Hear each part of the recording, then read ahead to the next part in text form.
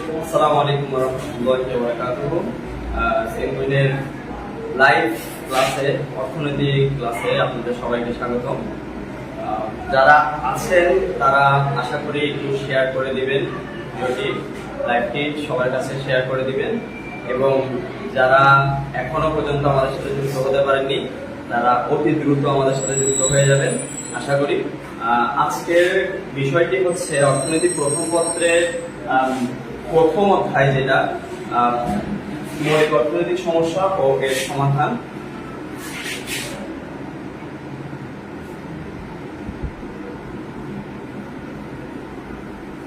এটা হচ্ছে প্রথম পত্রের প্রথম অধ্যায়, এবং এই অধ্যায় থেকে প্রতি বছরই যদি দেখা যায় একদম 2016 পর থেকে প্রতি বছরই এই অধ্যায় থেকে একটি, হয়তো আমরা যেটাকে বলি হচ্ছে রিডিং অংশ থেকে একটা প্রশ্ন আসে, না হয় একটি গ্রাফ বা চিত্র বা উৎপাদন সম্ভাবনা রেখা নিয়ে একটি প্রশ্ন আসে।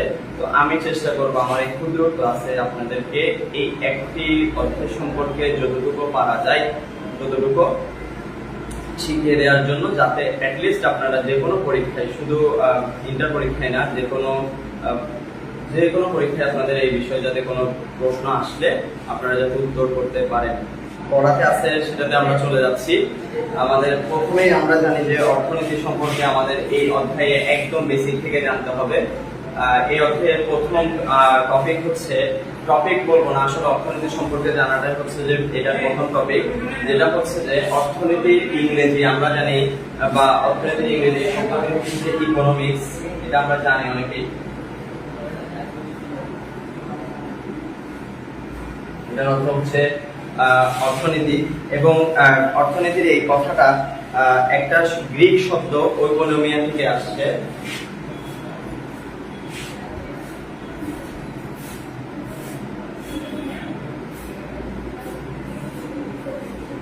অর্থনীতির এই শব্দটি ওইকোনমিয়া নামে একটি গ্রিক শব্দটি থেকে উদ্ভব হয়েছে বা সৃষ্টি হয়েছে বলতে পারি।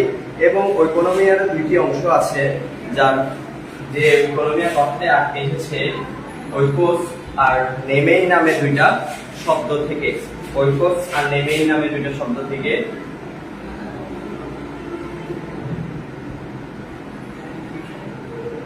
নেমেই নামে দুইটা শব্দ থেকে মনে রাখার মতো একটি বিষয় হচ্ছে, আমরা আমাদের এমসিকিউতে আসতে পারে ইকোনমিক্স কথাটি কোন শব্দ থেকে এসেছে, অথবা ইকোনমিয়া শব্দটি কোন দেশীয় শব্দ। তো এটা আমরা বলতে পারি যে এখানে আমরা লিখে রাখতে পারি যে এটি একটি গ্রিক শব্দ, এটি একটি গ্রিক শব্দ।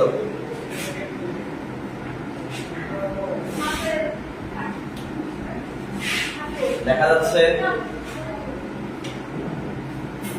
আবার আমি একটু বলে দিচ্ছি, ইকোনমিক্স শব্দটি এসেছে গ্রিক শব্দ ওইকোনমিয়া থেকে, এবং ওইকোনমিয়া দুইটা শব্দ থেকে এসেছে, সেটি হচ্ছে ওইকোস ও নেমেই নামে দুটি শব্দ থেকে। এবং ওইকোস মানে হচ্ছে গৃহ, ওইকোস মানে হচ্ছে আমরা যে ঘর বা গৃহ যেটাকে বলি সেটা, এবং নেমেই মানে হচ্ছে পরিচালনা করাকে মূলত বোঝানো হয় বা ব্যবস্থাপনা করাকে বোঝানো হয়।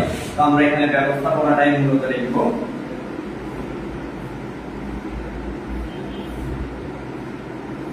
দেখেন, 2 থেকে 3 লাইনের, 2 লাইনও বলবো না, 2 থেকে 3টে শব্দ বা 4টা শব্দের মধ্যে অনেকগুলো এমসিকিউ আমরা এখানে বলে দিলাম। যে ইকোনমিক্স শব্দটি আসছে গ্রিক শব্দ ইকোনমিয়া থেকে, এবং ইকোনমিয়া শব্দটি আসছে দুটি শব্দের সমন্বয়ে, সেটা হচ্ছে ওইকোস আর নেমেই। এবং ওইকোস শব্দের অর্থ হচ্ছে গৃহ আর নেমেই মানে হচ্ছে ব্যবস্থাপনা। তাহলে আমরা এর দ্বারা বুঝতে পারলাম অর্থনীতি অর্থ হচ্ছে গৃহ ব্যবস্থাপনাকেই আসলে অর্থনীতি বলা হয়। কারণ আপনি যদি একটি গৃহ বা একটি ঘর যদি ব্যবস্থাপনা করতে পারেন বা ঘর পরিচালনা করতে পারেন, একটা পরিবার পরিচালনা করতে পারেন, তাহলে ইনশাআল্লাহ সেখানে সকল ধরনের অর্থনৈতিক কর্মকাণ্ডের সাথে আপনি জড়িত থাকবেন।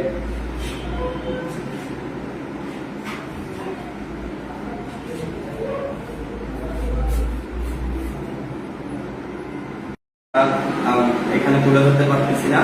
তো আমরা শুধু জানবো হচ্ছে অর্থনীতির জনক হচ্ছে অ্যাডাম স্মিথ। অর্থনীতির জনক অ্যাডাম স্মিথ, আমি এটা মুছে দিচ্ছি। আশা করি এই টপিকটা ক্লিয়ার থেকে এসেছে এবং এটি একটি গ্রিক শব্দ, দুটি শব্দ। এবং অর্থনীতি কাকে বলে? অর্থনীতি অবশ্যই আমরা বুঝতে পারলাম যে একটি গৃহ ব্যবস্থাপনা যদি আপনি করতে পারেন সেটাকে আসলে অর্থনীতি বলা হয়।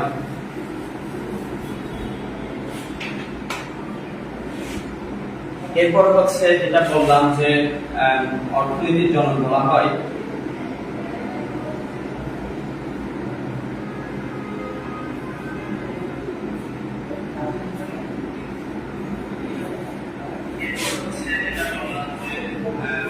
যে আধুনিক অর্থনীতির জনক আসলে অ্যাডাম স্মিথকে বলা হয়। আর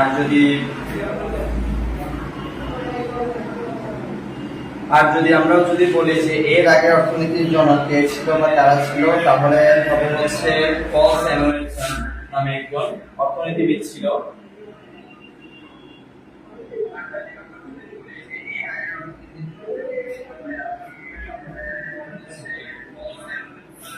পল স্যামুয়েলসনকে আগে অর্থনীতির জনক বলা হলেও তার বিভিন্ন মতে বিরোধিতা করার ফলে আগে অর্থনীতির জনক বলা হতো। এবং আগে পল স্যামুয়েলসনকে বলা হলেও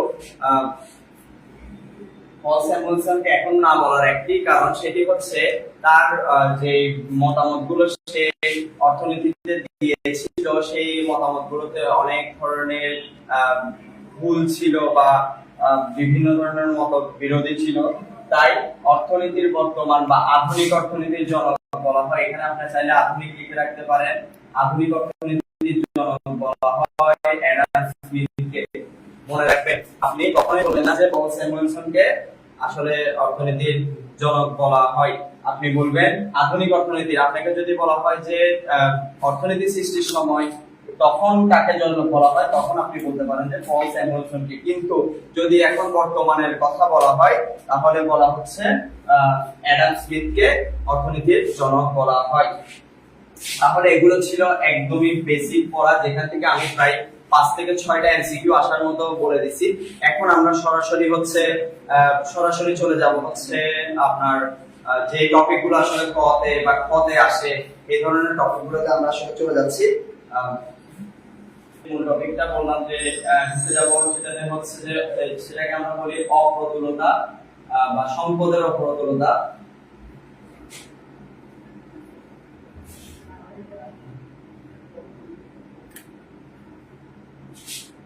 অথবা এটাকে আমরা দুষ্প্রাপ্যতা নামে বেশি চিনে থাকি।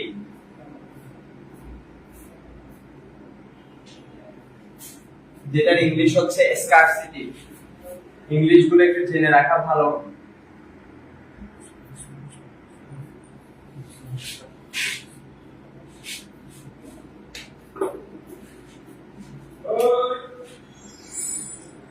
তো আজকে এখন এই টপিকে আমরা জানবো হচ্ছে সম্পদের অপ্রতুলতা অথবা দুষ্প্রাপ্যতা সম্পর্কে।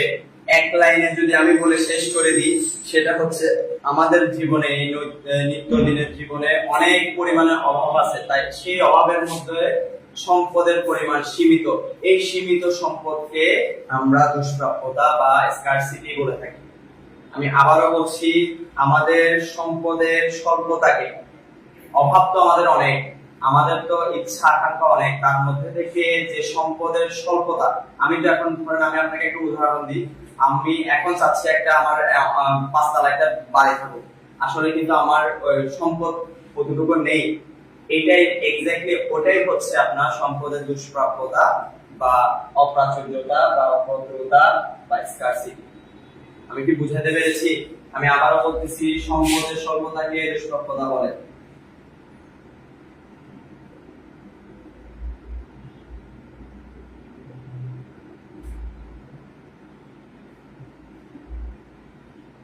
সম্পদের স্বল্পতাকে দুষ্প্রাপ্যতা বলে। আবারও বলছি, আমাদের প্রচুর পরিমাণে অভাব, সেই অভাবের মধ্যে থেকে যে সম্পদের যে স্বল্পতা রয়েছে তাকে আসলে আমরা মূলত কি বলে থাকি? তাকে আমরা সম্পদ এই অপ্রতুলতা বা দুষ্প্রাপ্যতা বলে থাকি। আপনাদের পথে একটা প্রশ্ন আসতে পারে, দুষ্প্রাপ্যতা কাকে বলে? তো আবারও বলতেছি, দুষ্প্রাপ্যতাটা অনেক ইম্পর্টেন্ট একটা সিকিউ বা এমসিকিউ এর জন্য পথে আসে। অনেক সময় পথে আসে যে উদাহরণ সহ একটি দুষ্প্রাপ্যতার বর্ণনা দেন। তো তখন আপনারা যে সত্যতা বলবেন যে সম্পদের স্বল্পতাকে বা অভাবের তুলনায় সম্পদের যে ঘাটতি আছে সেটাকে আসলে মূলত সম্পদের দুঃস্বল্পতা বা অপ্রতুলতা বা স্কারসিটি বলা হয়। আশা করি সকলের ক্লিয়ার।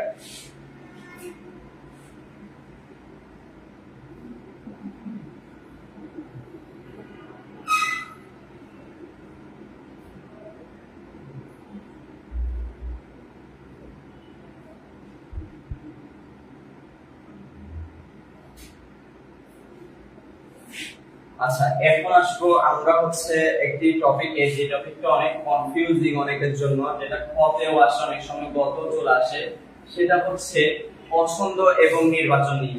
পছন্দ এবং নির্বাচন নিয়ে, পছন্দ আর হচ্ছে নির্বাচন।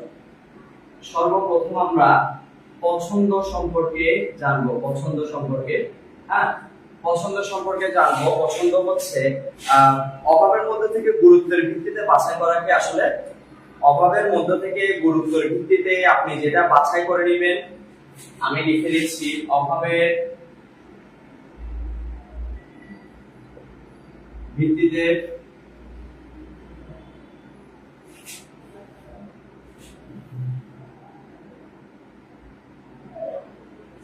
অভাবের মধ্যে থেকে গুরুত্বের ভিত্তিতে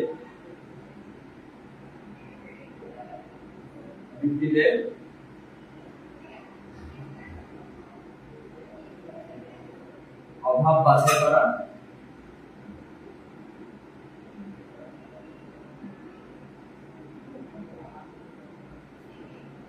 পছন্দ করুন।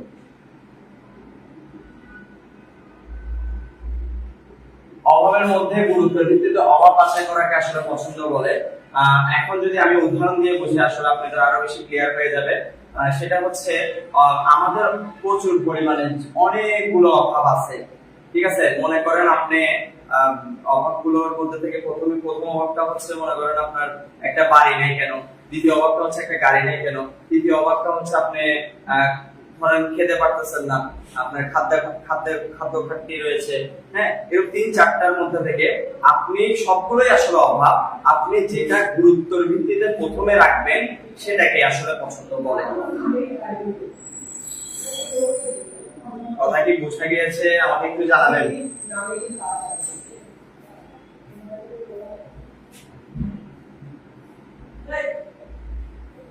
আবারও বলছি, অভাবের মধ্যে গুরুত্বের ভিত্তিতে অভাব বাছাই করাকে আসলে পছন্দ বলে। আমি মনে করেন আমার ৩-৪টা অভাব আছে, কিন্তু আমি গুরুত্বের ভিত্তি থেকে যেটাকে সর্বোচ্চতে রাখবো বা সবার উপরে রাখবো সেটাই হচ্ছে আমার পছন্দ। মনে করেন আমার খাদ্য, বস্ত্র, বাসস্থান তিনটারই কি আছে, অভাব আছে, তার মধ্যে থেকে অবশ্যই বেঁচে থাকতে হলে আমাদের খাদ্যের প্রয়োজন, তাহলে আমি খাদ্যকে বেছে নিলাম। তিনটার মধ্যে থেকে তিনটাই কিন্তু আমার মৌলিক অধিকার, তিনটাই কিন্তু আমার অভাব, ঠিক আছে। তো এই অভাবগুলোর মধ্যে থেকে যে এটা গুরুত্বের ভিত্তিতে যে অভাবটাকে আমরা বাছাই করে নিব সেটাই পছন্দ। ক্লিয়ার?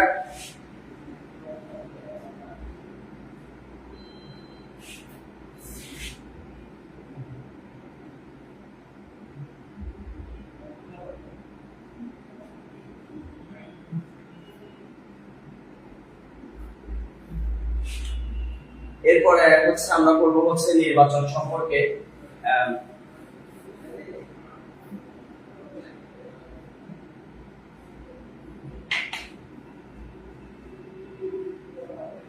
এখন করব আমরা নির্বাচন সম্পর্কে। নির্বাচন আমরা অনেকেই শুনে থাকি ইলেকশন নির্বাচন। বিভিন্ন বিকল্প পদ্ধতির মধ্যে থেকে সর্বোত্তম পদ্ধতিটা বাছাই করে নেওয়া। বিভিন্ন বিকল্প পণ্য বা পদ্ধতি হতে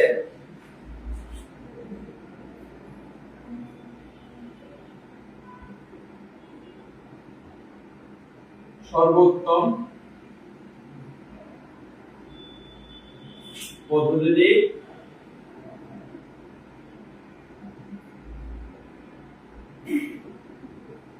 বাছাই করে নেওয়াকে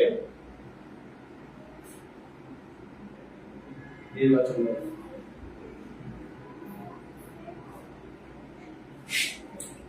আহ,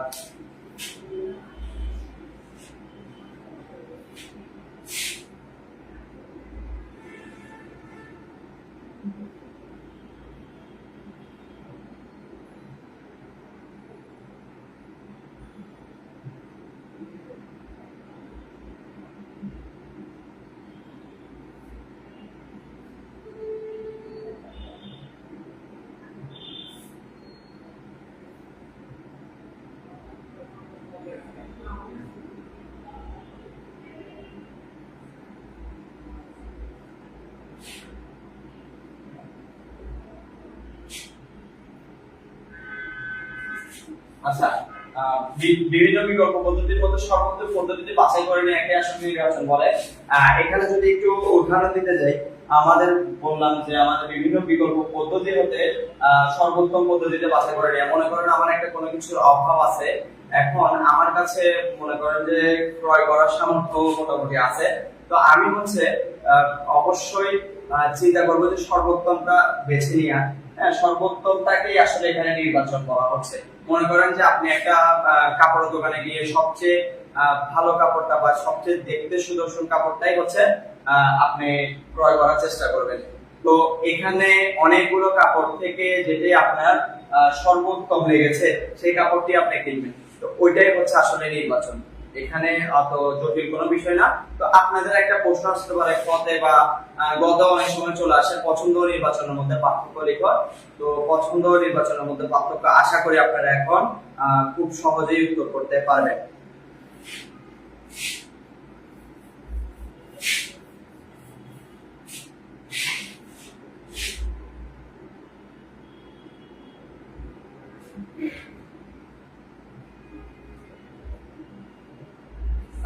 এরপরের টপিকটি হচ্ছে অভাব।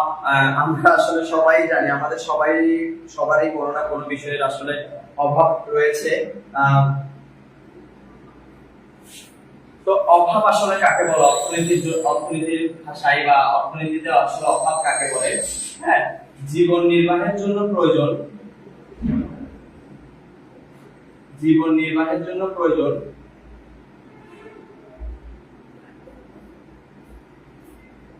জীবন নির্বাহের জন্য প্রয়োজন কিন্তু আমাদের হাতের কাছে নেই।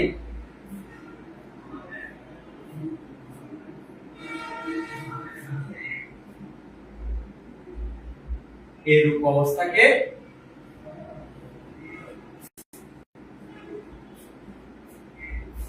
আমরা অভাব বলি।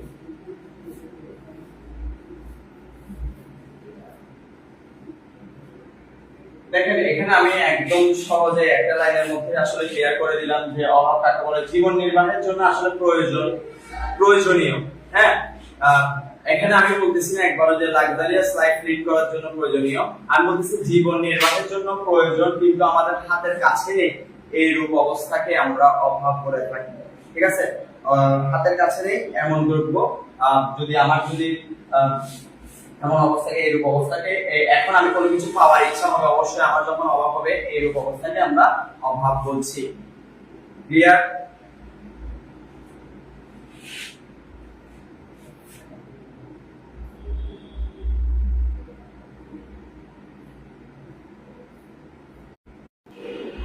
আচ্ছা, এখানে আমার বন্ধু বা বান্ধবী যাই বলি কমেন্ট করেছে যে কংগ্রাচুলেশন বন্ধু, লেখাটা একটু সুন্দর করে আর বড় করে লিখবি।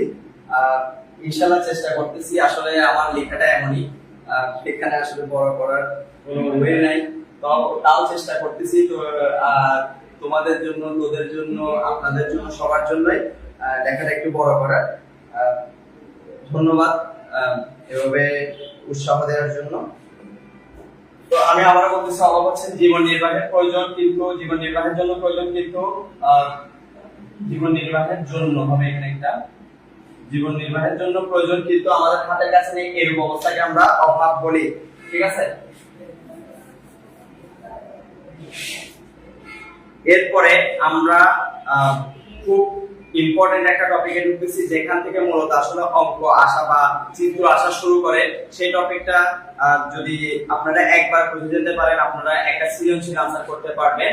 সেই টপিকটা হচ্ছে সুযোগ ব্যয় থেকে উৎপাদন সম্ভাবনা রেখা পর্যন্ত। তো সুযোগ ব্যয় জিনিসটা আসলে কি সেটা আমাদেরকে আসলে জানতে হবে, আদারওয়াইজ আমরা সুযোগ ব্যয় যদি না জানি বা অপরচুনিটি কস্ট সম্পর্কে যদি আমরা না জানি তাহলে আমরা আসলে উৎপাদন সম্ভাবনা রেখা আমাদের মাথার উপর দিয়ে যাবে। তো আমরা চেষ্টা করব যে সুযোগ ব্যয় সম্পর্কে জানা। সুযোগ ব্যয় হচ্ছে আমরা মনে করেন আমার কাছে এখন ধরেন আমার কাছে যদি বানাই, আমার কাছে মনে করেন এখন 500 টাকা আছে। তো এই 500 টাকা দিয়ে আমি যে কোনো একটা কাজ করতে পারবো, হয় আমি বই কিনতে পারবো, না হয় আমি কি করতে পারবো, না হয় মনে করেন আমি আমার বন্ধুদের সাথে কোথাও ঘুরতে যেতে পারবো। ঠিক আছে, আমার দুইটা হয়ে আছে। একটা হচ্ছে আমার কাছে মনে করেন 500 টাকা আছে, হয় আমি কি করতে পারবো, বই কিনতে পারবো, আর না হয় আমি কি করতে পারবো, বন্ধুদের সাথে ঘুরতে যেতে পারবো।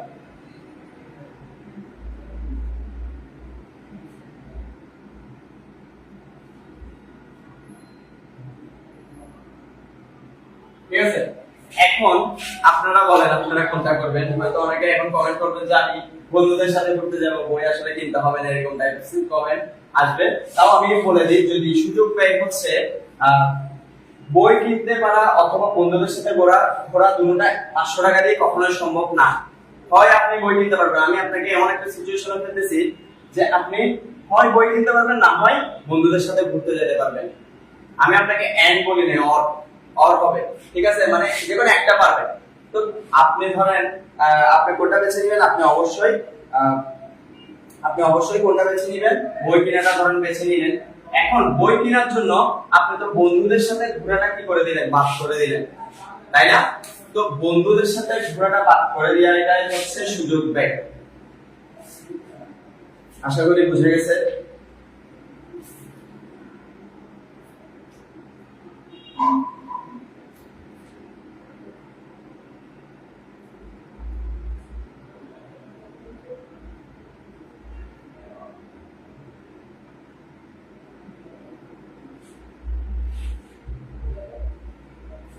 অর্থাৎ আমরা যদি অর্থনৈতিক ভাষায় বলি তাহলে হচ্ছে দুইটি অভাবের মধ্য থেকে যেটি পূরণ করা হয় এবং যেটি ছেড়ে দেওয়া হয়, আমি বারবার বলতেছি, যেটা পূরণ করা হয় সেটা নয়, যেটি ছেড়ে দেওয়া হয় সেটিকে আসলে আমরা সুযোগ ব্যয় বা অপরচুনিটি কস্ট বলে থাকি। আমরা একটা পূরণের জন্য একটি এরকম অনেক সিচুয়েশন আমরা অনেক সময় পড়ে থাকি যে আমাদের কাছে আছে, এখন ধরেন একটা টাকার অ্যামাউন্ট আছে, মনে করেন 10 টাকা। তো আমি হয়তো একটা চা খেতে পারবো অথবা একটা চিপস খেতে পারবো। তো আমি চিপস খাইলাম, চাটা খেলাম না। তো তখন চাটা হচ্ছে আমার সুযোগ। কথা কি ক্লিয়ার? অথবা যদি আরেকটু ক্লিয়ারলি বলি, মনে করেন আপনার একটা জমি আছে, হ্যাঁ, জমিটা মনে করেন হচ্ছে যে আমাদের ফাইভ ভাই, ঠিক আছে, ফাইভ ভাই এখন মনে করেন এখানে চাষাবাদ করে, হ্যাঁ। তো ফাইভ ভাই চাষাবাদ করলে কি হবে, ফাইভ ভাই অর্ধেকে মনে করেন 50 এককে হচ্ছে যে ধান চাষ করে, 50 এককে মনে করেন গম চাষ করে। এখন ফাইভ ভাই হঠাৎ একটু ইচ্ছা করলো যে ধানের পরিমাণ, কারণ ধান থেকে তার একটু লাভ বেশি আসতেছে, সে কি করবে, ধানের পরিমাণ বাড়াবে, সেই একই জমিতে ধানের পরিমাণ বাড়াবে। তো এখন দেখেন, মনে করে সে যদি এখানে 60 মণ ধান চাষ করে, তাহলে সে আর গম 50 মণ গম পার করতে পারবে না। কেন পারবে না? তার জায়গা তো সীমিত, তো সে করবে 40 একক গম বা 40 মণ গম।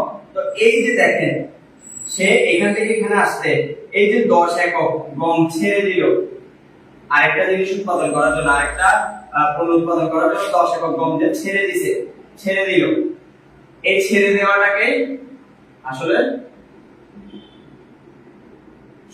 সুযোগ ব্যয় বলা হয় বা অপরচুনিটি কস্ট বলা হয়। আশা করি সকলের ক্লিয়ার।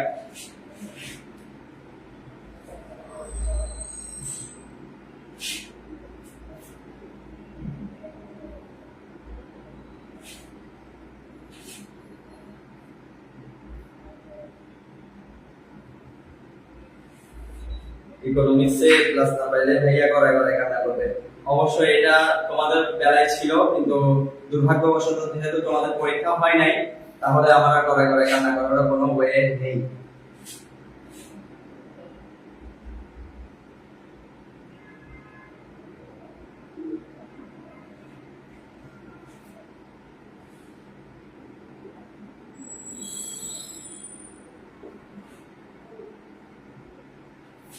নাইমা, আসসালামু আলাইকুম। ওয়ালাইকুম আসসালাম নাইমা, তুমি কেমন আছো? অনেকদিন তোমার সাথে দেখা নাই। আচ্ছা ঠিক আছে, আমরা একদম ইম্পর্টেন্ট যে টপিকটি সেটিতে চলে যাচ্ছি। সেটি হচ্ছে যেটা থেকে সর্বোচ্চ প্রথম অধ্যায়ের যে টপিকটা থেকে সর্বোচ্চ চিত্র অঙ্কন আসে সেই টপিকটা সম্পর্কে বলে দিয়ে তারপরে অর্থ ব্যবস্থা সম্পর্কে এবং দেশিক ও সামষ্টিক অর্থনীতি সম্পর্কে বলে দিয়ে আমি আমার ক্লাস সমাপ্ত করব। তো এই টপিকটা একটু মনোযোগ দেন। এই টপিকটা থেকে 10টা নাম্বার ইনশাআল্লাহ আপনি কি পাবেন? কমন পাবেন।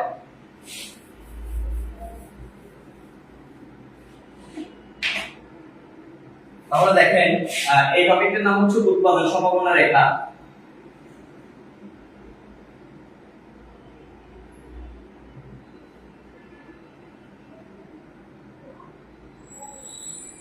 যেটাকে আমরা ইংলিশে বলে থাকি প্রোডাকশন পসিবিলিটি কার্ভ বা পিপিসি রেখা। প্রোডাকশন উৎপাদনের ইংলিশ প্রোডাকশন,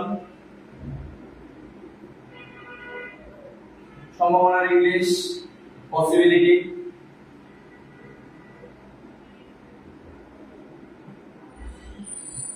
আর রেখার ইংলিশ কার্ভ। অনেক সময় আমাদেরকে বলা হয় যে পিপিসি এর পূর্ণরূপ কি? পিপিসি এর পূর্ণরূপ কি? কত চলে আসে? পিপিসি এর পূর্ণরূপ হচ্ছে প্রোডাকশন পসিবিলিটি কার্ভ। পিপিসি এর পূর্ণরূপ হচ্ছে প্রোডাকশন পসিবিলিটি কার্ভ। এর বাংলা হচ্ছে উৎপাদন সম্ভাবনা রেখা। তো উৎপাদন সম্ভাবনা রেখা আঁকার সময় আপনাদেরকে অবশ্যই একটি সূচি প্রশ্নে উল্লেখ করে দিবেন।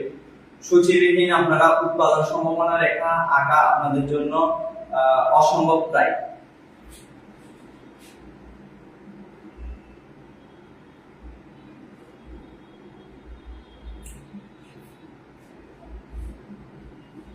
পরবর্তী ক্লাসে আমি আসবো স্যার, ইনশাআল্লাহ। আব্দুর রহিম ভাই আপনার অপেক্ষায় থাকলাম।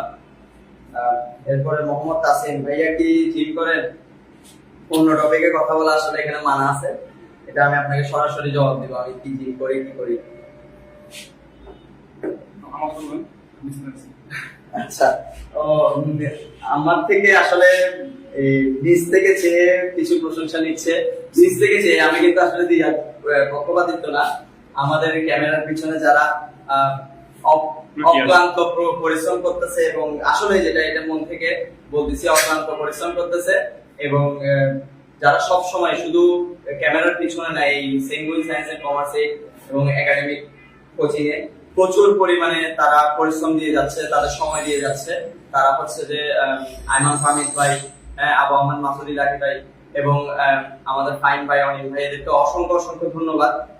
এরা আসলে না থাকলে আমাদের এই যে পরিবারটা আসলে গঠিত হতো না, বা এই যে আমাদের একটা ম্যানেজমেন্ট, এত সুন্দর একটা ম্যানেজমেন্ট আমরা পাচ্ছি, একটা লাইন নিয়ে সুযোগ পাচ্ছি, এটা না। তো তাদেরকে অবশ্যই ধন্যবাদ। এটা যদি বা চেয়ে নিছে, তাও আমি এটা মন থেকে বলেছি। আচ্ছা আচ্ছা, আমার এক বোন কমেন্ট করছে যে এত ভালো পড়ান যাতে আমি আপনার সাবজেক্টে পড়তাম ভাইয়া। আচ্ছা, আসলে আমি আপনার সাবজেক্টে, আপনি আমার সাবজেক্টে পড়া থেকে বেশি হচ্ছে আমি আপনার সাবজেক্টে পড়ার জন্য ইচ্ছুক বেশি। যাই হোক, এটা না বলি। তো উৎপাদন সম্ভাবনা রেখা আমি যেটাতে যাচ্ছিলাম যে production possibility curve. Production possibility কার্ভের জন্য আপনাদেরকে একটা সূচি দিয়ে দিবে। সূচি কাকে বলে? সূচি মানে হচ্ছে আমরা জানি যে এরকম একটা ঘরগুলোকে সূচি করা হয়।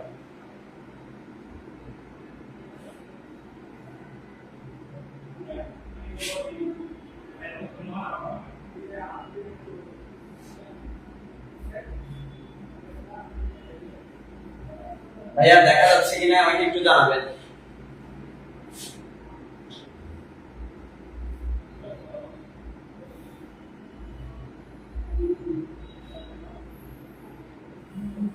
অনেক অনেক সময় আপনাদেরকে এই বিন্দুটি দিয়ে দিবে, অনেক সময় দিবে না।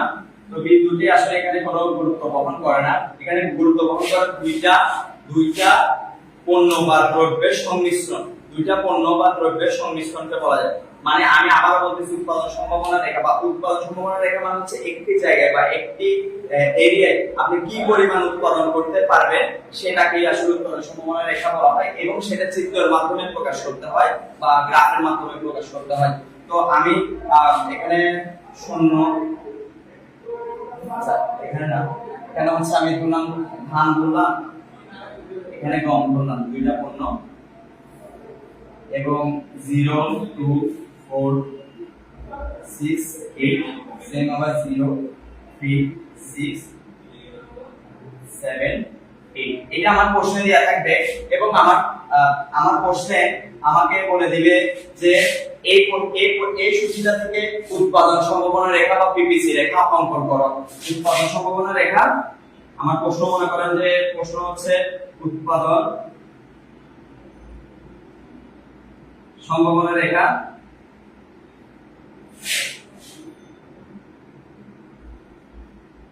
বা পিপিসি রেখা অঙ্কন। তো দেখেন পিপিসি রেখা এখন আমরা অঙ্কন করব বা উৎপাদন সম্ভাবনা রেখা অঙ্কন করব। উৎপাদন সম্ভাবনা রেখা আমরা যে কোনো অর্থনীতিতে যে কোনো রেখা অঙ্কন করার আগে আমাদের দুইটা জিনিস অবশ্যই লাগে, সেটা হচ্ছে ভূমি অক্ষ এবং লম্ব অক্ষ। আবারও বলতেছি, উৎপাদন সম্ভাবনা রেখা বা যেটাই বলো, চাহিদা রেখা, যোগান রেখা, উপযোগ রেখা, হ্যাঁ, যে ধরনের রেখাই বলো, সব রেখা আঁকার জন্য আমাদেরকে দুইটা রেখা লাগে। সে দুইটা হচ্ছে লম্ব অক্ষ এবং ভূমি অক্ষ। এটাকে বলা হয় লম্ব অক্ষ, এটাকে বলা হয় ভূমি অক্ষ, এবং এই পয়েন্টটাকে 0 পয়েন্ট বলা হয়।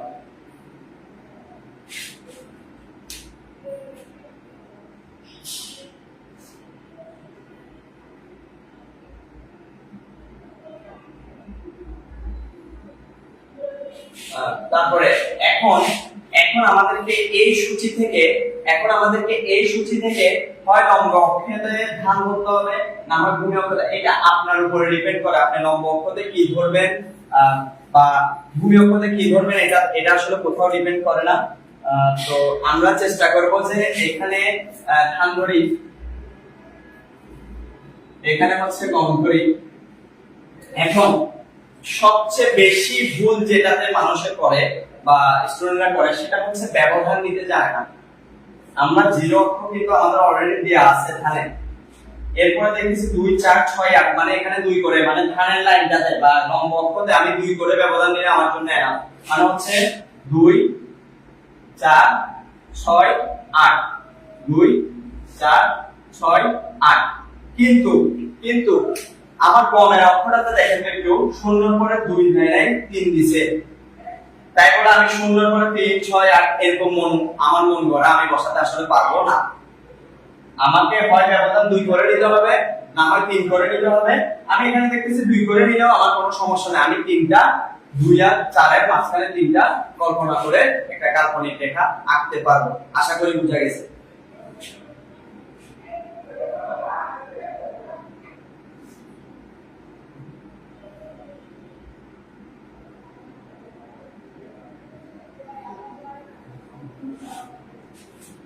তাহলে আমরা কমেন্টটাতে অনেকে কমেন্ট করতেছেন, আসলে রিপ্লাই দেওয়া সম্ভব হচ্ছে না। আমি ইম্পর্টেন্ট টপিকটা একটু বুঝাই, সকলের কমেন্টের ইনশাআল্লাহ রিপ্লাই দেওয়ার চেষ্টা করতেছি। তো দেখেন কমেন্টটাতে আমি আবারও সেম 2 করে নিব, আর ব্যবধানগুলো সেম হতে হবে, না হয় আপনার চিত্রটা সুন্দর হবে না। আমি যেহেতু এখানে হাতে আঁকতেছি, তাহলে আমার চিত্র সুন্দর না হতে পারে, একটু অ্যাডজাস্ট করে নেন, অ্যাডজাস্ট করতে শিখেন সবাই। তো 2 4 6 এবং 8, ঠিক আছে, 8 পর্যন্ত। এখানে 7ও আছে, ঠিক আছে। তো আমরা এগুলো কিভাবে লিখব দেখেন। প্রথমে আমি দেখতেছি ধান যখন 0 অক্ষ, গম তখন 8। ধান যখন 0, এই ধান যখন 0, গম তখন 8, তাহলে আমি 8 এ অলরেডি আমার রেখা একটা টানা আছে, আমার তারপর আর রেখা টানতে হবে না। বুঝা যাচ্ছে? তারপরে ধান যখন 2, গম তখন 7। এখন ধানের 2 থেকে গমের 7 তো নাই। এখন অনেকে বলবে কি রে ভাইয়া 7 নাই, আমি 7 পদের কার সাথে মিল করব? দেখেন 6 আর 8 এর মাঝখানে 7 আছে, মনে মনে কাল্পনিক। এখানে আমি একটা রেখা টেনে দিব এবং এখানে এদের মিলিত বিন্দু সৃষ্টি হবে। এরপরে হচ্ছে সি বিন্দুতে হচ্ছে 4 এর সাথে 6, মানে ধান যখন 4 গম তখন 6, মিলিত বিন্দু আমরা সৃষ্টি করলাম। সেম আবার 6 এর সাথে 3, ধান যখন 6 তখন 3, 9, 2 আর 4 এর মাঝখানটাকে আমরা 3 মনে করে নিয়ে মিলিত বিন্দু অঙ্কন করব। এবং এই বিন্দুতে 8 হচ্ছে ধান, এইটা আমার 8 হচ্ছে ধান, গম হচ্ছে 0, 0 তে অলরেডি আমাদের একটা রেখা টানা আছে, তাহলে আমাদের আর রেখাটা টানতে হবে না। তো আমাদের মিলিত বিন্দু দ্বারা সৃষ্ট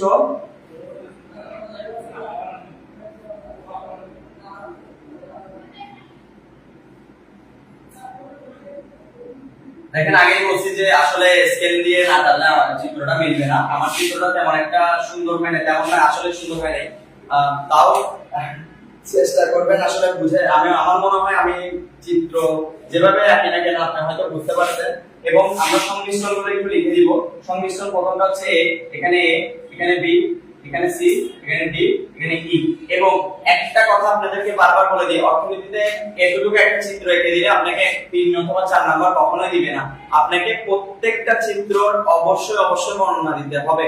হ্যাঁ, এবার আমি একটু আপনাদেরকে বর্ণনা সম্পর্কে বলে দিই। বিভিন্ন বইয়ে বা গাইডে আমি দেখছি যে বর্ণনা অনেক বড় করে লেখে, মানে একটা গণন প্রশ্নের মতো বর্ণনা লেখে। আসলে না, আপনারা বর্ণনা করবেন। আমরা 9 10 সবাই কিন্তু সম্পাদ্য করছি যে আমরা চিত্রটা কিভাবে আঁকছি, অঙ্কনের বিবরণ দেওয়াটা হচ্ছে মূল ফ্যাক্ট যেখানে। তো এখানেও সেম, আপনি আপনার বলবেন যে ভূমি অক্ষে আপনি গম ধরেছেন এবং লম্ব অক্ষে ধান ধরে একটি উৎপাদন সমীকরণের রেখা অঙ্কন করা হলো। তারপর আপনি বলে দিবেন ধান যখন 0 গম তখন 8, সেই অনুযায়ী একটি মিলিত বিন্দু সৃষ্টি করা হলো। তারপরে ধান যখন 2 গম যখন 7 তখন আরেকটি মিলিত বিন্দু সৃষ্টি করা হলো, যার নাম দেওয়া হলো বি। এভাবে এ বি সি ডি সবগুলোর নাম দিয়ে মিলিত বিন্দুগুলোর দ্বারা যে রেখা অতিক্রম করছে বা যে রেখা মিলিত বিন্দুগুলোকে ছেদ করছে সেটাকে উৎপাদন সম্ভাবনা রেখা বলে। এই 4 থেকে 5 লাইন লিখে দিলে পৃথিবীর কোনো টিচার নাই আপনার নাম্বার কাটতে পারবে, কারণ এগুলোই হচ্ছে আসলে মেইন টপিক। হাবি যাবি আমার সব লিখে দিয়ে চলে আসলাম, ওইরকম আসলে করবেন না। তো আশা করি সবচেয়ে ইম্পর্টেন্ট টপিকটা উৎপাদন সম্ভাবনা রেখা, যেটা প্রথম অধ্যায় থেকে সবচেয়ে বেশি আসে, সেটা আমি আপনাদেরকে বোঝাতে পেরেছি।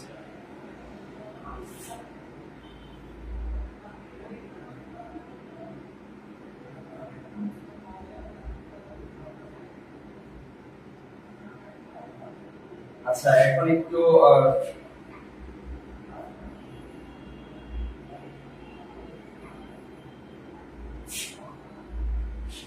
জুবাইদুল নাহার ঝর্ণা ভাইয়ারা নাস্তাও করায় অনেক ভালো।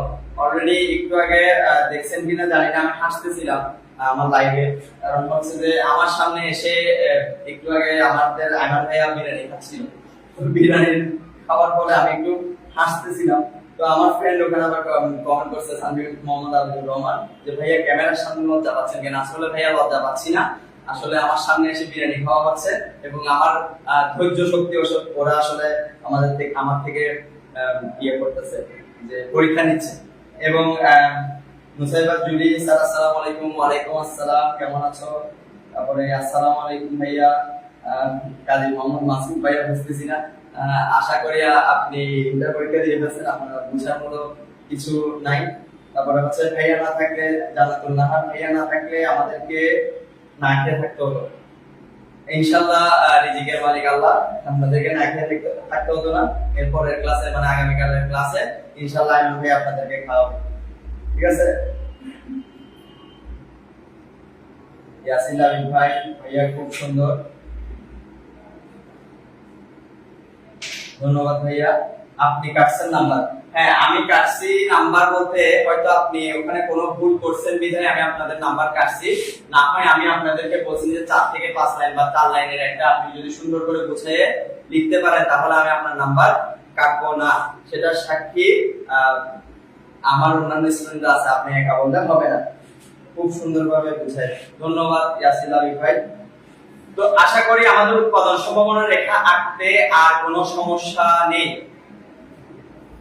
এখন এই উৎপাদন সম্ভাবনা রেখা থেকে এই গ নাম্বার প্রশ্নতে যদি এটা আসে, ঘ নাম্বারে আরেক ধরনের একটা প্রশ্ন আসতে পারে, সেটা আমি আপনাদেরকে এখনই বলে দিচ্ছি। একটু দাঁড়ান আমি বলি যে এখানে ঘ নম্বরে আরেকটা প্রশ্ন আসতে পারে সেম, হ্যাঁ সেম এইটা আবার আঁকতে হবে ঘ নম্বরে যে প্রশ্নটা আসবে সেটার জন্য, সেই জন্য আমি আর নতুন করে আঁকতেছি না। ঘ নম্বরে মনে করেন আমাকে বললো যে ঘ নম্বরে আমাকে সেম প্রশ্নটার উপরে বলবে হচ্ছে এ বা ধান, ধান যদি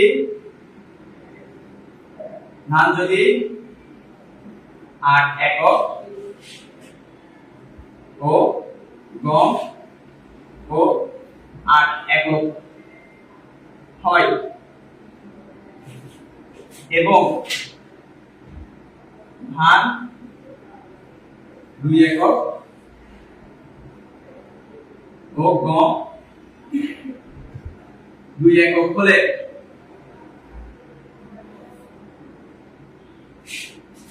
উৎপাদন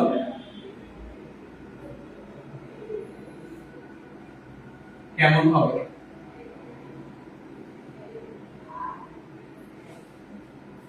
এই ধরনের একটা প্রশ্ন যুগ যুগান্তর ধরে আসতেছে বা সংমিশ্রণগুলির উৎপাদনের যৌক্তিকতা ব্যাখ্যা করে, এই ধরনের একটা প্রশ্ন আসছে। তা আমরা একটু প্রশ্নটা পড়ি। আমাদেরকে বলছে ধান যদি 8 একক ও গম যদি 8 একক হয়, প্রথমে এতটুকু করি, নিচে থেকে একটু পরে করতেছি। ধান যদি 8 একক এবং গম যদি 8 একক হয় তখন আমরা কি করব?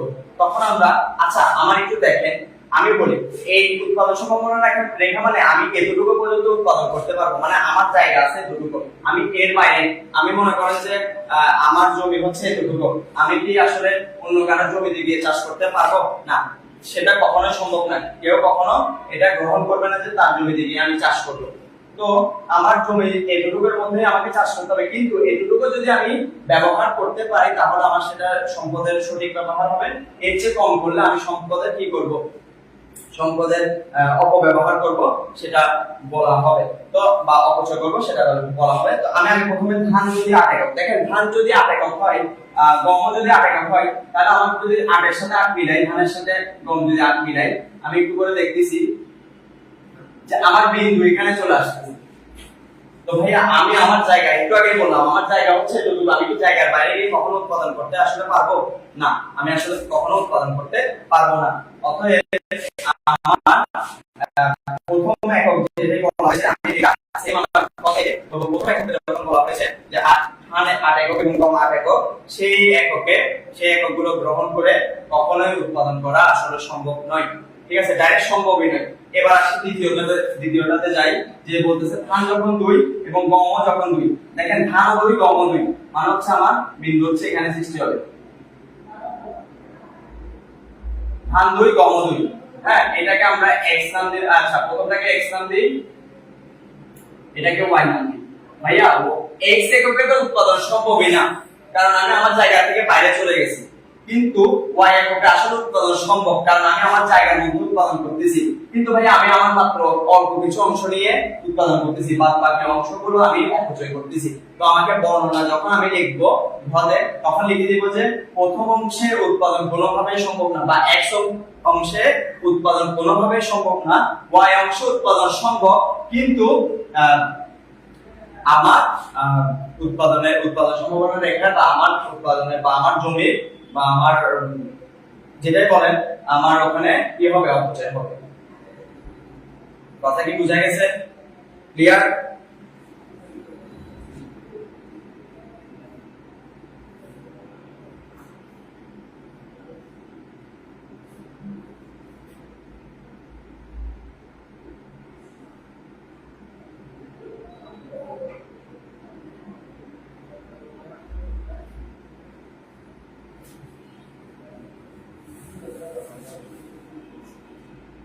হাসান ইমাম বন্ধু কখনো চিন্তা করছো কি এইভাবে বলা পাইতে পারে?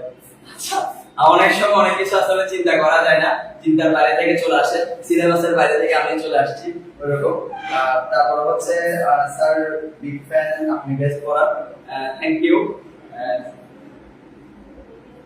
আসলে আপনাকে থ্যাংক ইউ দিলাটা আমার ইয়ে তো কম না, তাও থ্যাংক ইউ দিলাম।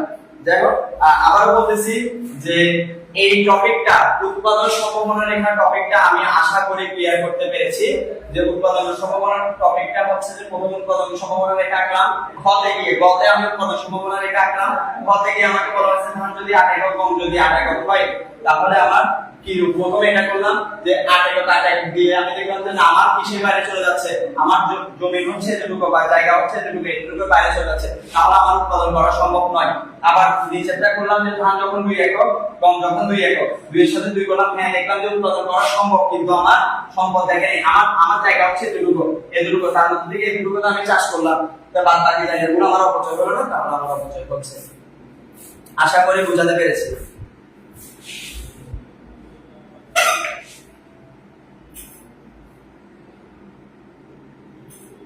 আশা করি বোঝাতে পেরেছি।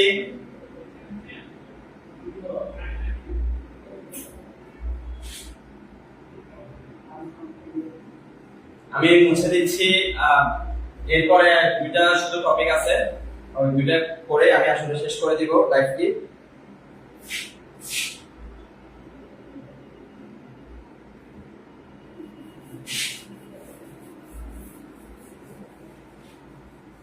এরপরে যেখান থেকে এই কি বলা হয় আপনার যে অংশ থেকে সবচেয়ে বেশি রিটেনের প্রশ্ন আসে সেটা হচ্ছে অর্থ ব্যবস্থা নিয়ে।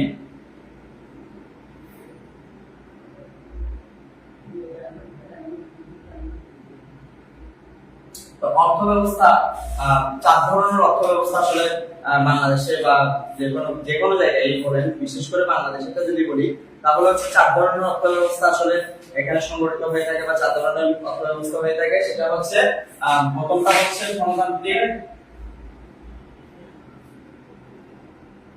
ধনতান্ত্রিক অর্থ ব্যবস্থা, তারপরটা হচ্ছে সমাজতান্ত্রিক,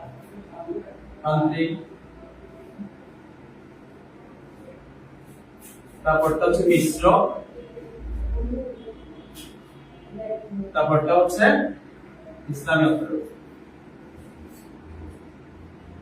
ইসলামী অর্থব্যবস্থা সবগুলো বিষয় অর্থব্যবস্থা হবে। আমি আসলে সময় স্বল্পতার কারণে দ্রুত শেষ করার চেষ্টা করতেছি। তো এগুলো একটু বলে দিব যে অর্থব্যবস্থা 4 ধরনের, সেটা হচ্ছে এটা আপনার মুখস্থ করতে হবে, ধনতান্ত্রিক, সমাজতান্ত্রিক, মিশ্র এবং ইসলামী অর্থব্যবস্থা। এই অর্থব্যবস্থাগুলো যদি আমি একদম ক্লিয়ারলি বলে দিই, ধনতান্ত্রিক অর্থব্যবস্থাকে বা ধনতান্ত্রিক অর্থব্যবস্থার অপর নাম হচ্ছে এক মালিকানা অর্থব্যবস্থা।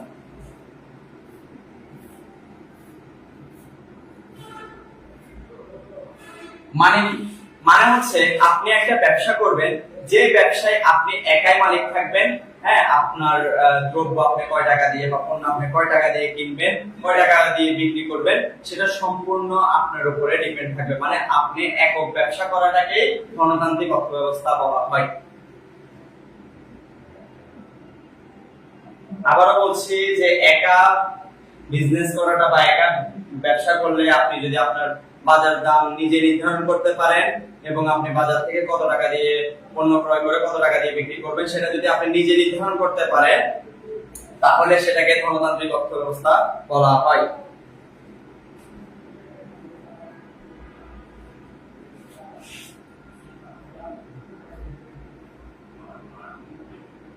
এরপর সমাজতান্ত্রিক অর্থব্যবস্থা। সমাজতান্ত্রিক অর্থব্যবস্থা মানে হচ্ছে এটা হচ্ছে সম্পূর্ণ সরকারি অর্থব্যবস্থাটাকে বোঝানো হয়। এটার আরেক নাম হচ্ছে সরকারি অর্থব্যবস্থা। সরকারি অর্থব্যবস্থা মানে হচ্ছে যেটা হচ্ছে সম্পূর্ণ সরকার পরিচালিত করে, যেটা হচ্ছে সম্পূর্ণ সরকার পরিচালিত করে, কিন্তু আপনি সেখানে একটা মহড়া হিসাবে একটা কাজ করে থাকেন, আপনার ওখানে কোনো হস্তক্ষেপ নাই। মনে করেন যে বিদ্যুৎ অফিসে, বিদ্যুৎ বা সরকারি যেসব চাকরি আছে বিভিন্ন সরকারি ব্যাংকে বা বিদ্যুৎ অফিস, ভূমি অফিস, হ্যাঁ, বিভিন্ন পানি উন্নয়ন বোর্ড, সবগুলোতে আপনি মনে করেন যে কি আপনি চাকরি করতেছেন উচ্চ পদস্থ একজন ব্যক্তি, কিন্তু আপনি ধরেন বিদ্যুতের দাম আপনি নির্ধারণ করতে কখনোই পারবেন না, কারণ সেখানে আপনার কোনো পুঁজি নেই, সেখানে আপনার কোনো হস্তক্ষেপ করার সুযোগ নেই। এই রূপ অর্থ ব্যবস্থাগুলোকে সমাজতান্ত্রিক অর্থ ব্যবস্থা বলা হয়। আশা করি বুঝাতে পেরেছি।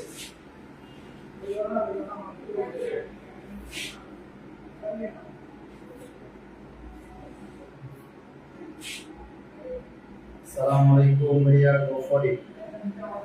থ্যাংক ইউ সোহেলি, দোয়া করবা ভাইয়ের জন্য।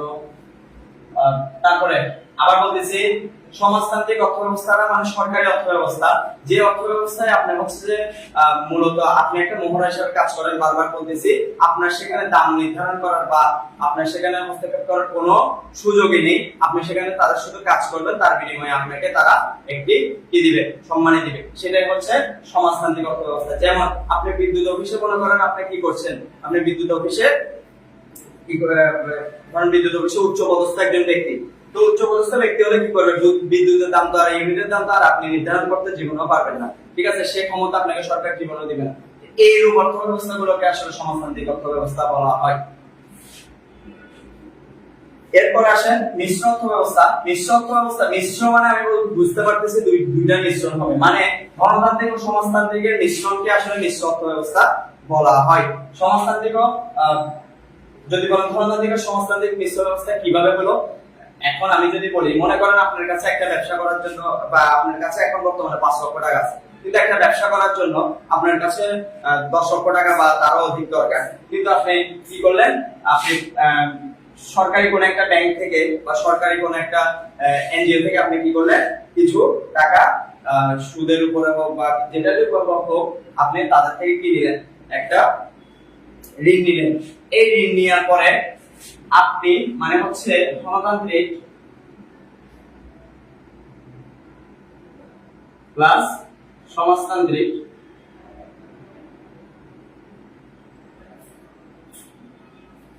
গণতান্ত্রিক ও সমাজতান্ত্রিক দুটোটা মিলে যে ব্যবসাটা বা যে অর্থ ব্যবস্থাটা তৈরি হয় সেটাই হচ্ছে আসলে মিশ্র অর্থ ব্যবস্থা। মানে হচ্ছে আপনার কিছু পুঁজি থাকবে, সরকারি কিছু পুঁজি থাকবে, দুটোটা মিলে একটা ব্যবসা সৃষ্টি হয়েছে, সেটা হচ্ছে গণতান্ত্রিক বা সেটা হচ্ছে মিশ্র অর্থ ব্যবস্থা। এরকম যদি একটা বলি, যেমন মনে করেন আপনার একটা জমি আছে, আপনার জমিতে আপনি চাষ করার জন্য আপনার কাছে অবশ্যই কিছু নগদ অর্থ দরকার। সেই নগদ অর্থ আপনি যে কোনো একটি ব্যাংক থেকে বা সরকারি ব্যাংক থেকে আপনি কি করলেন, ঋণ নিলেন। ঋণ নিয়ে সেখানে কি করলেন, ব্যবসা প্রতিষ্ঠান করলেন বা সেখানে ফসল চাষ করলেন, তখন সেটি হবে মিশ্র অর্থ ব্যবস্থা। এবং সেখানে দাম নির্ধারণে দুজনকে সমান প্রাধান্য দেওয়া হবে। আপনি যে মনে করেন আপনি একটা ওখানে আপনি মনে করেন টমেটো চাষ করছেন, টমেটো চাষ করার পরে আপনি যাচ্ছেন টমেটো চাষে আপনার খরচ হয়েছে 15 টাকা, ঠিক আছে, আপনি চাচ্ছেন 20 টাকা বিক্রয় করতে, কিন্তু যে আপনাকে লোন দিছে বা ঋণ দিছে সে চাচ্ছে 25 টাকা বিক্রয় করতে। তখন তাদের দুইজনের মাঝখানে গিয়ে দুইজনের কথাবার্তার দ্বারা যে দামটা নির্ধারণ হবে, ধরেন 22 টাকা নির্ধারণ হয়েছে, 20 এবং 25 এর মাঝখানে সেই টাকাটাই আসলে বিক্রয় করা হবে টমেটোটা। তাহলে এরপরে হচ্ছে, তাহলে আমি মনে হয় বুঝাতে পেরেছি আসলে মিশ্র অর্থ ব্যবস্থাটা কি। এরপরে সর্বশেষ ইসলামী অর্থ ব্যবস্থা।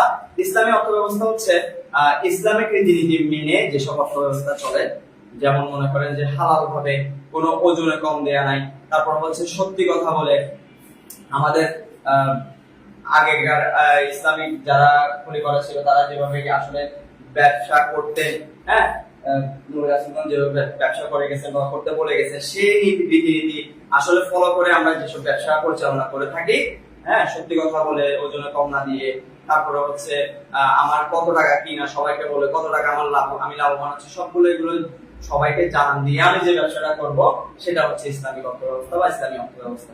আশা করি 4টা অর্থ ব্যবস্থা আপনারা বুঝতে পেরেছেন।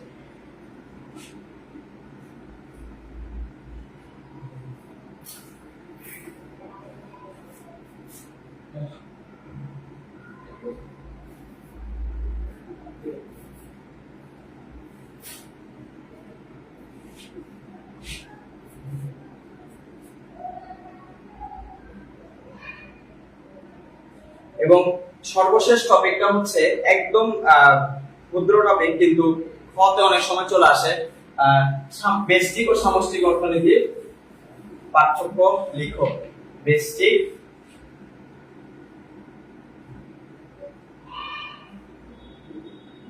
আর সামষ্টিক ও সামষ্টিক।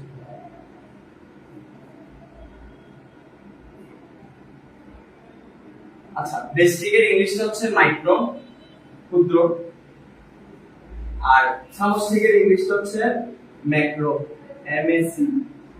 অনেক সময় এমসিকিউতে আসে, তো আপনারা একটু দেখে রাখেন। ব্যষ্টিক অর্থ হচ্ছে মাইক্রো ইকোনমিক্স বা ব্যষ্টিক অর্থনীতি, আর সামষ্টিক অর্থনীতি মানে হচ্ছে ম্যাক্রো ইকোনমিক্স। তো এগুলো সম্পর্কে কাকে বলা যায় বলে আমি ইনশাআল্লাহ আমার লাইভটা শেষ করছি। তো ব্যষ্টিক অর্থনীতি হচ্ছে যে অর্থনীতির ক্ষুদ্র ক্ষুদ্র শাখাগুলো, যেহেতু মাইক্রো মানে ছোট, ক্ষুদ্র ক্ষুদ্র শাখাগুলো নিয়ে আলোচনা করা হয়। ছোট শাখাগুলো নিয়ে আলোচনা করা হয় বা ছোট ছোট বিষয়গুলো নিয়ে আলোচনা করা হয় বা ছোটভাবে আলোচনা করা হয়, একদম সবকিছু নিয়ে আলোচনা করা হয় না। সেই আলোচনাকে বা সেই টপিকগুলোকে আসলে ব্যষ্টিক অর্থনীতি বলা হয়। এবং মাইক্রো মানে হচ্ছে যে সামষ্টিক, কোনো কিছু সমষ্টি থেকে সামষ্টিক কথাটা আসছে, এভাবে মনে রাখতে পারেন। আর এদিকে ব্যষ্টিক, সামষ্টিক যখন মনে রাখবেন যে অধিক পরিসরে, তখন আপনার ব্যষ্টিকটা অটোমেটিক মনে থাকবে। আর ব্যষ্টিকের ইংলিশটা মনে রাখলে, মাইক্রো সম্পর্কে আমরা জানি যে মাইক্রোস্কোপ আমাদের একটা যন্ত্রের নাম আছে, এভাবে করে যেটাকে ক্ষুদ্র জিনিসকে বড় করে দেখা হয়। তো এভাবে করে আপনারা আসলে চাইলে মনে রাখতে পারেন। আর সামষ্টিক হচ্ছে যে যেটাকে সমষ্টি, যেটাতে অর্থনীতির সকল, সমষ্টি মানে আমরা কি বুঝি, মানে সব কিছু নিয়ে আলোচনা করা হয়, এইরূপ জিনিসকে আমরা আসলে সামষ্টিক অর্থনীতি বলে থাকি। মানে অর্থনীতির সকল বিষয়, মানে বৃহৎ আকারে যেখানে আলোচনা করা হয় তাকে সামষ্টিক অর্থনীতি বলা হয়। ঠিক আছে, তাহলে আজকে এতটুকু পর্যন্তই। আশা করি আমি প্রথমতে প্রত্যেকটা টপিক সুন্দর করে বুঝাতে পেরেছি।